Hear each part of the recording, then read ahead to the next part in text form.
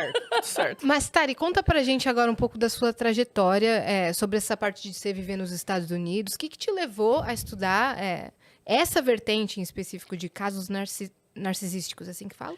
Narcisistas ou narcísicos? Narcísicos. Minha mãe é narcisista, né? Minha mãe é narcisista com traço sociopata. Então, ela casou com um americano e a gente... Você é nascida aqui Eu nasci em Manaus. Isso, exatamente. Aí eu morei em Manaus, depois eu morei no Rio de Janeiro, Itajubá, Rio de Janeiro, antes de ir para os Estados Unidos. Aí a gente foi para Califórnia. E você é filha única? Não, eu tenho 2 irmãs. Eu tenho vários irmãos, né, por parte de pai. Pai foi fazendo filho por aí. Tem vários filhos, nem conheci os filhos. Mas assim, é que... Se estiverem todos assistindo, já batemos recorde de... Não é? De views Sim. aqui. Deixa o like, você que é irmão da Tari. Todos 1000. Coitado do meu pai. Mas... Brincadeira, hein? Duas que cresceram comigo, né? 2 irmãs mais velhas que foram para os Estados Unidos comigo. Então, são 6, 7, 8 anos de idade quando a gente foi. A escadinha assim. Então, assim, quando eu era criança e eu ainda morava no Brasil, eu sempre percebi que tinha um negócio diferente com a minha mãe, desde criança. Só pra você ter noção. Que uma criança é capaz de perceber que tem um negócio diferente. Não sabe explicar o que, Ela não entende, sabe né? o que é e ela sente culpa. E ela vai se responsabilizar pela felicidade da mãe mesmo assim. Porque é isso que a gente faz. A gente quer agradar a mamãe e papai, ponto final, né?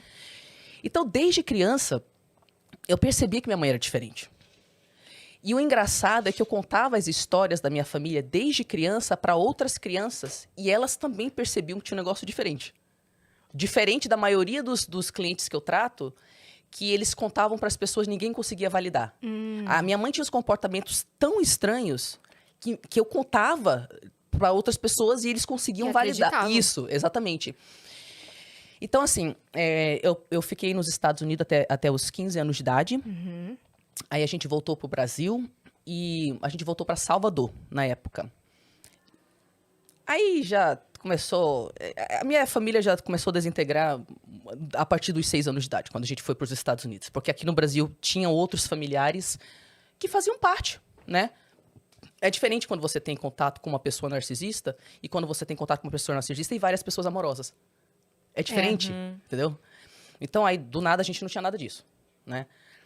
E, então, a gente estava lá nos Estados Unidos e eu comecei a sentir emocionalmente o impacto mais disso tudo a partir dos 6 anos de idade. Porque daí, qualquer tipo de apoio que a gente tinha já era. Mas vocês conseguiam, entre as 3, se apoiar nesse momento, assim? É Não tinha difícil... ninguém com maturidade pra isso, mas eu digo, pelo menos aquele sentimento de pertencimento, assim. É que assim, é muito difícil os filhos de narcisistas conseguirem ter uma relação. Porque eles dividem para conquistar. Entendi. Então, todo pai e mãe narcisista vai jogar os filhos um contra os outros, né? Inclusive... Uma rivalidade isso. ali. Já podem se candidatar pra presidente. Viu? Viu? E tipo assim, então tem dinâmicas específicas, né? Uma criança vai ser escolhida para ser a criança dourada. Geralmente essa é a criança mais manipulável. Seja porque ela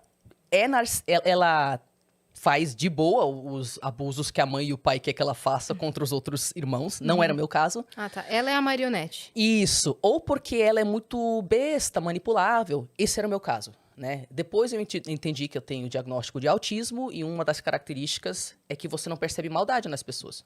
Você não consegue ler situações sociais. Então, pra mim, tá tudo certo. Sim, mamãe. Sim, mamãe. Você tá certa, tá errada, né? Então, eu era criança dourada até os 12 anos de idade.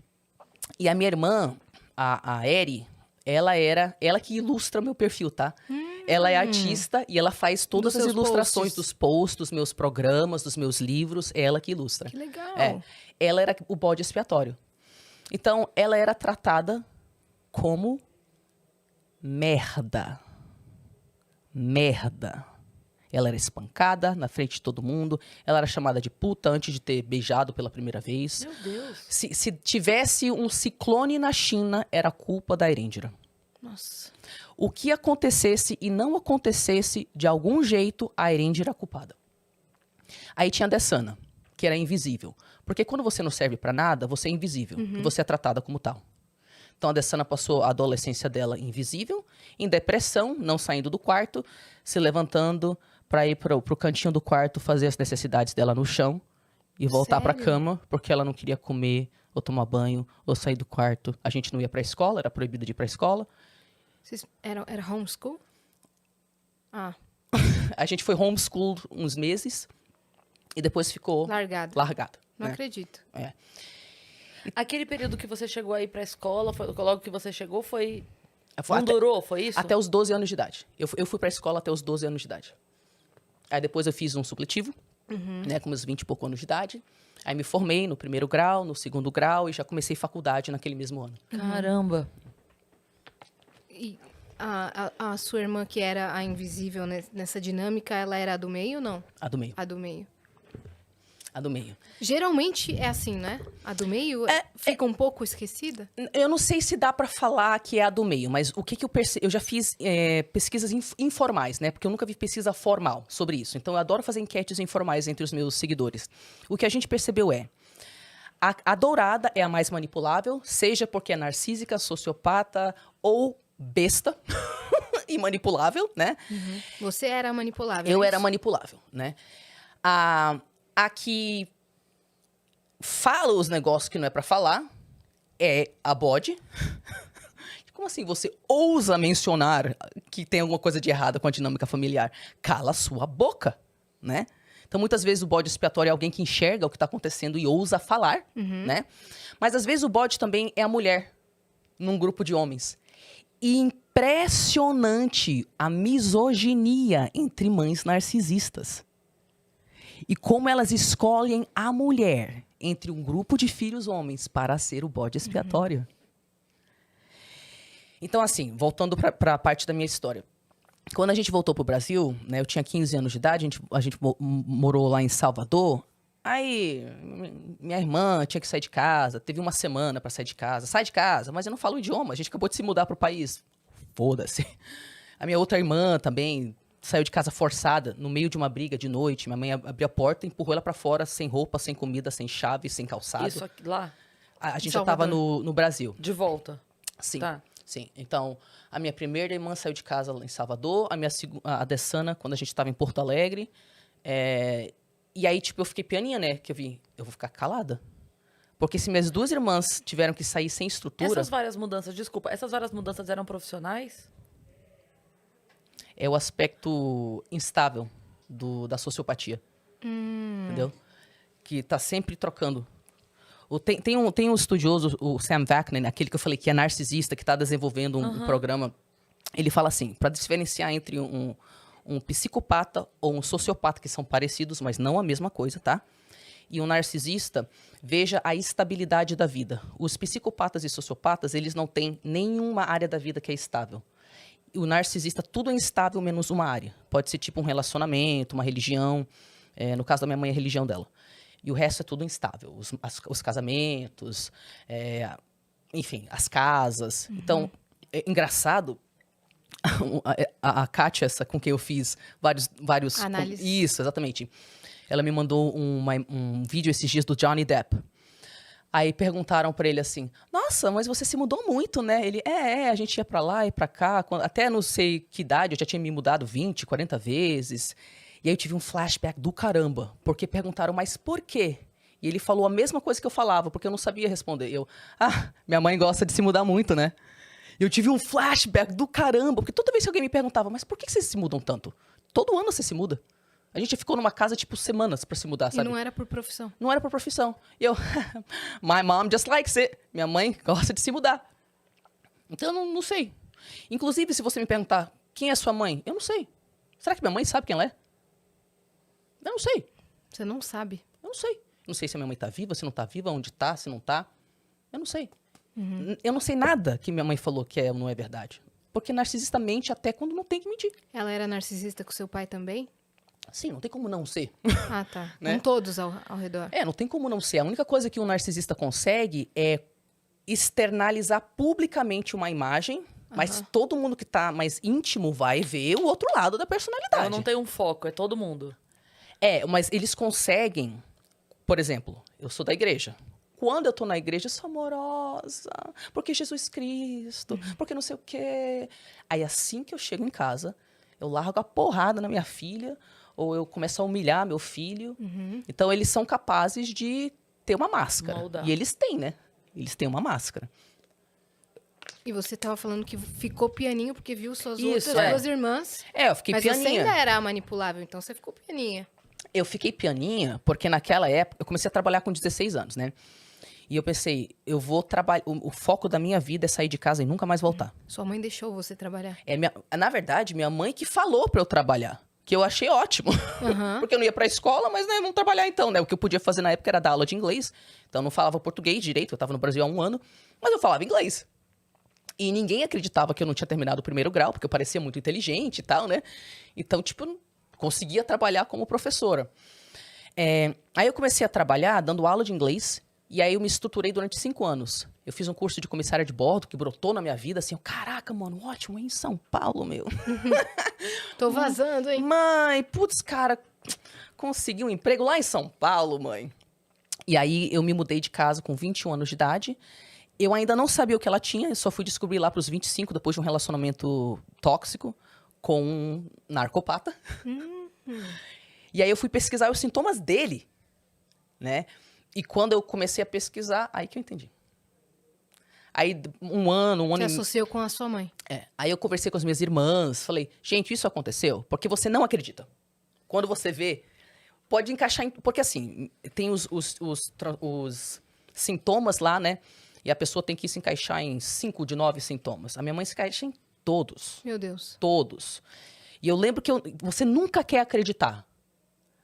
Mesmo que você tenha infindáveis exemplos de cada sintoma, de como ela ou ele se encaixa. Eu imagino que seja bem extenso pra explicar cada um. Mas você conseguiria dizer os 9 assim, tipo...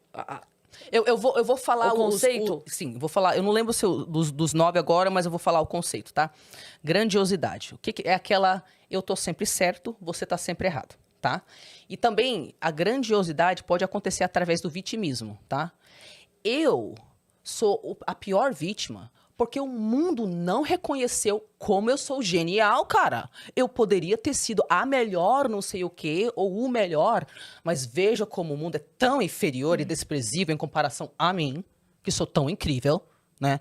Então você pode ser grandioso tanto tendo fracassado, que isso aí se culpa o mundo, quanto tendo sucesso. Então, a grandiosidade, tipo, eu tô sempre certo, você tá sempre errado. É a necessidade de ser o centro das atenções o tempo inteiro.